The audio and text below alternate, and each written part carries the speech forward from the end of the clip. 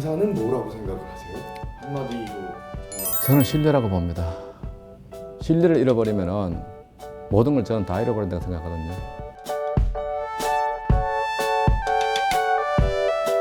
옛날에 천원짜리 피자 아세요? 길거리에서 사던 얼마나 피자. 예. 그거 제가 만들었어요. 외식업은 제가 얻어서 한 게 아니고 그냥 먹고 살려고 했어요.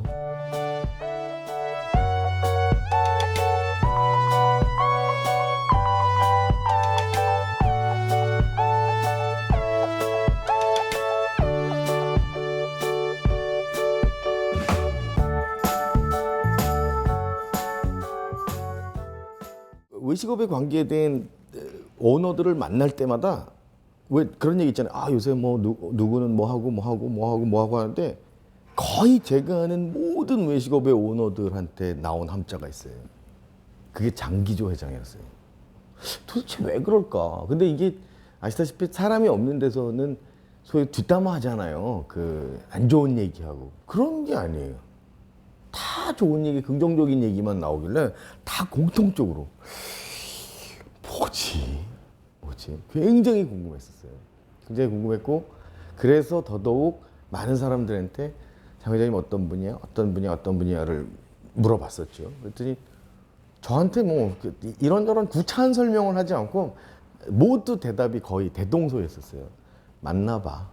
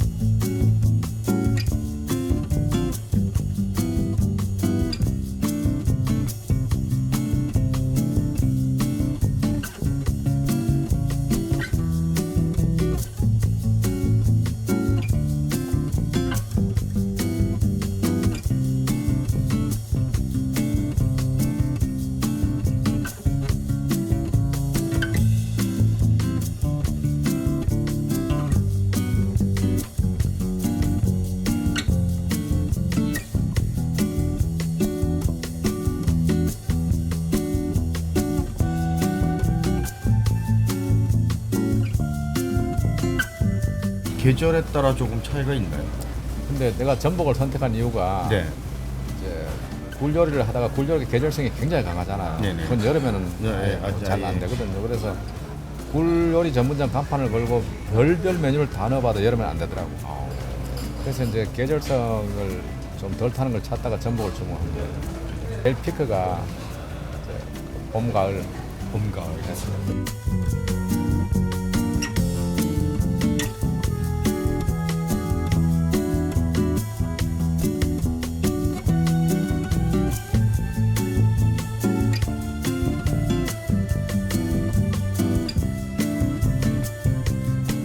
이야, 이게 아주 그냥 푸짐하게.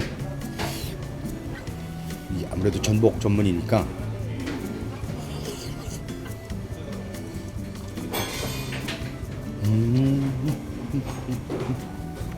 달아요. 이게 선도가 요만큼만 떨어져도 아주 그 비린향이 올라와서 먹을 수가 없는데 아주 폭신해요. 식감도 그렇고 깨물면 내 이 자국이 이렇게 쏙 들어가는 그런 느낌이 나서 참 좋은데. 그리고 아까 보니까 끓을 때 이게 먹고 싶어요. 또 관자.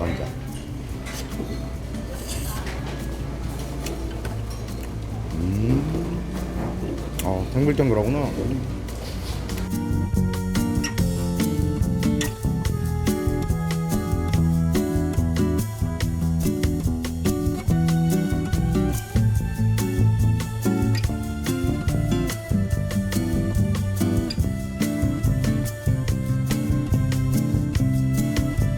전혀 아니죠.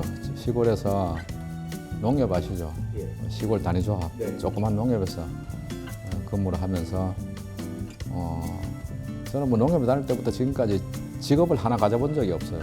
항상 2개 아니면 3개 이제 그렇게 했었는데 농협 다니면서도 시골에서 뭐 저 안 키워본 게 없습니다. 뭐 소, 돼지, 개, 밍크, 달팽이, 뉴트리아 뭐 다 키워봤습니다. 부업으로. 그거 하다가 피자 아이템이 그것도 올라서 애들이 자꾸 피자 사달라고 그러는데 피자를 한 판 사주면 먹지도 못하잖아요, 시골에서.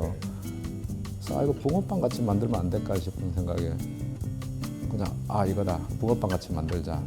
지금은 흔하지만 그때는 피자가 좀 귀할 때였어요. 그러니까 애들이 1,000원 주고 길거리에서 그 귀한 피자를, 맛있는 피자를 사 먹을 수 있다면 대박 아닙니까 그거.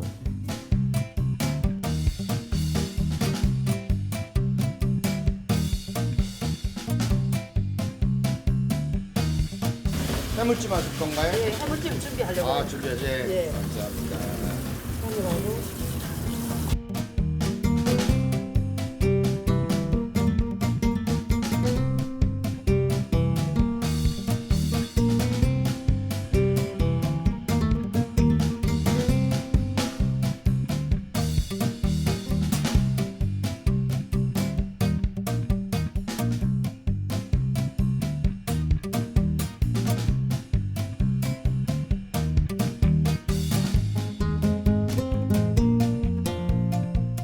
저는 외식에 대해서 지금도 잘 내 손으로 할 줄은 몰라요.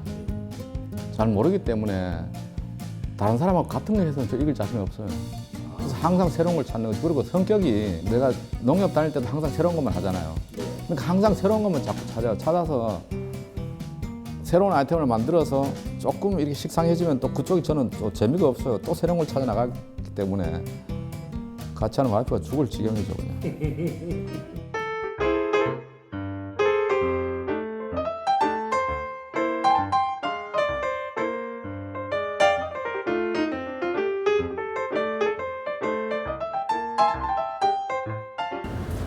그때 해야 좋습니다. 그래야 더 맛있나요? 네. 오. 대부분 이만큼씩 해놓고. 길거리에서 파는 거나 그러잖아요. 여기는 그래서 아이고. 여기는 그때 합니다. 즉석에. 즉석에서. 네.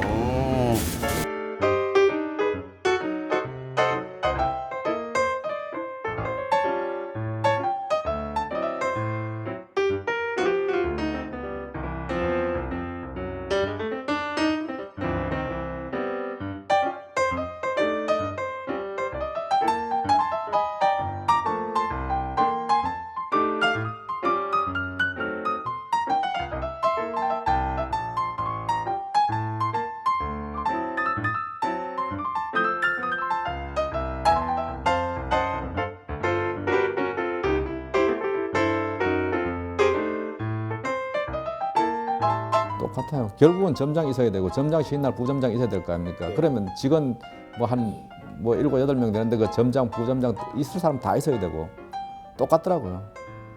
그러니까 뭐 인력 운영하기도 너무 힘들고 또 작은 가게는 사람 구하기도 너무 힘들고 이런 데는 뭐 그래도 한 50명 있으니까 한두 명 빠져도 또 대체할 수 있고 뭐 할 수 있잖아요.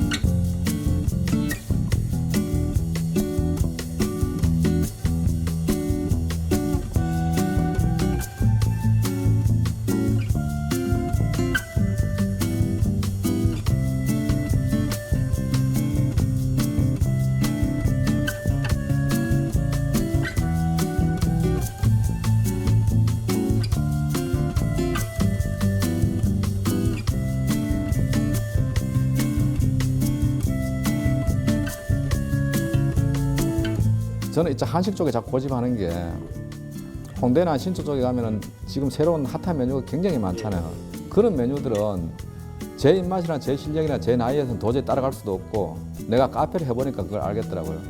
디저트 마찬가지고 모든 게 따라갈 수도 없고 그건 또 너무 빨리 바뀌어요. 주기가 너무 빠르기 때문에 도저히 그쪽은 못 따라. 그래서 저는 한식만 고집하는데 작년부터 집밥이라든가 쌈밥이 막 뜨더라고요. 기존 쌈밥보다 좀 더 업그레이드 시키자. 지금 사람들은 워낙 건강에 관심이 많고 하니까 다 유기농 제품 이런 것들을 써서 업그레이드 시켜서 만들면 되지 않겠느냐. 반찬도 기존 쌈밥집에 가면은 그냥 대패 쌈밥 주고 반찬 그저 반찬 몇 개 나오잖아요.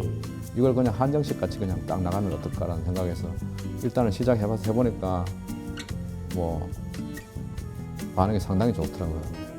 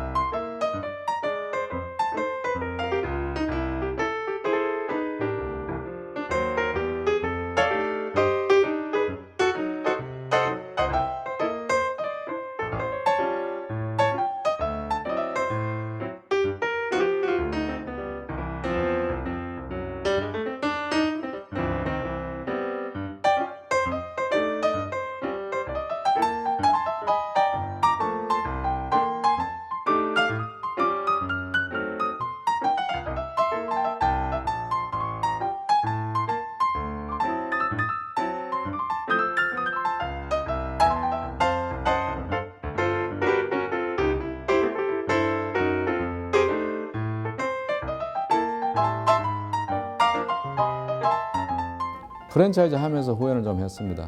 정말 프랜차이즈가 여러 가지잖아요. 우리나라 프랜차이즈가 로열티도 못 받고 뭐 그런 상태에서 나는 정말 제대로 하려고 가맹점한테 다 줬는데 장사 안 되면 전부 나를 욕을 해요. 맨날 내보고 도둑놈이라고 그래. 난 다 줬는데 도둑놈을 찍을 내가 왜 해야 되냐. 그래서 내가 지금 프랜차이즈를 거의 포기하다시피 하고 직영으로 계속 가는 게 그런 이유예요. 뭐 한 100개 정도 해도 별 돈도 안 돼요. 관리비 다 들어가고 운영비 다 들어가고. 저도 프랜차이즈 협회 뭐 부회장도 하고 있고 뭐 여러 가지 해보지만은 그렇게 넉넉하지를 않아요. 100개 이하 해가지고는 돈 안 됩니다. 그때까지는 적자라고 생각하셔야 되는데 그걸 메꿀 수 있는 자금력이 있거나 아니면은 아주 영업력이나 기획력이 좋아가지고 한꺼번에 1년 안에 100개 이상 쳐 올라갈 수 자신 있는 사람은 그거 아니면 안 된다고 저는 판단을 해요. 그 손님들이 몰리는 이유는 간단해요. 맛이 있어야 되고요. 내가 사기당한다는 생각 안 들어야 되고요. 다른 집과 비교했을 때 여기가 비교 우위에 있어야 돼요. 그렇다고 무조건 그뭐 가격적 차별화를 해갖고 이 집은 싸니까 많이 모이겠지. 이거는 얼마 못 가요. 왜냐면 원가가 올라가는 순간 무너져요. 근데 그냥 고집스럽게 내가 받을 돈 하지만 그에 준하는 음식을 내고 서비스를 제공한다면 다 만족들 하죠. 집요한 뚝심. 집요한 뚝심. 내가 하고 싶은 건 하되 대충 하는 게 아니고요. 굉장히 분석을 많이 해요. 식재료 하나하나까지.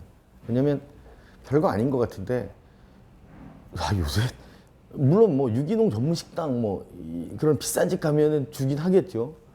이 집에서 그 많이 소비되어 있는 밥은요 다 친환경 쌀을 써요. 그 별거 아닌 것 같은데 굉장히 커요. 그리고 처음 봤어요. 어른들이 먹을 수 있는 공간 옆에 아이들 놀이방이 있는 건 좋아요. 그럼 뭐 많으니까요. 요새 감자탕집 이런 데 가면 널렸으니까. 근데 밥 먹다 엄마들이 어떻게 하는지 아세요? 밥 먹다 나가야 돼. 한 번씩 갔다 와야 돼. 잘 있나? 거기 CCTV 달려있죠. 방에서 먹는 테이블에서 엄마들이나 아빠들이 그 모니터를 보고 내 애가 잘 놀고 있는지를 확인할 수 있다는 거예요. 사소해요. 별거 아니에요. 근데 그게 주인을 위한 게 아니고 판매자를 위한 게 아니고 구매자, 고객을 생각한 거잖아요. 고객이 어떻게 하면 편할 수 있을까? 그 대단한 아이디어예요. 저는 저거는 누가 막 좀 베꼈으면 좋겠어요. 놀이방을 갖추고 싶은 분들이라면 거기다 정말 화질 좋은 걸로 해서 모니터도 좀 큼직하게 해서 달아놓고 그러니까 편안하게 어른들이 먹을 수 있게 좀. 저도 그랬어요. 애 셋 키우면서 저도 노래방 갔다 나면 편할 줄 알았는데 아니야. 먹다 일어나야 돼. 고기 굽다 한 2점 먹고 가서 또 확인하고 잘 있나. 근데 맞지는 않나. 그거 되게 별거 아닌 것 같은데 커요. 그런 디테일이 저는 되게 좋아요.